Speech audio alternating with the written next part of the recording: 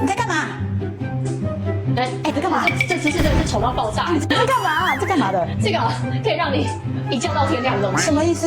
就是那个半夜起来会尿3遍，所以就2点要起来尿一次，然后4点要尿一次，然后早上凌晨的时候会尿一次。半夜要起来夜尿这件事情，做这个东西你就可以一觉到天亮。所以它是让我比较不频尿，不频尿，还有那个产后漏尿的问题。刚生完小孩的时候，那个膀胱都被小孩揉拧到不行，所以你绝对很频尿，不然你就打个喷嚏，你就会觉得尿都快漏出来，做这个超有效。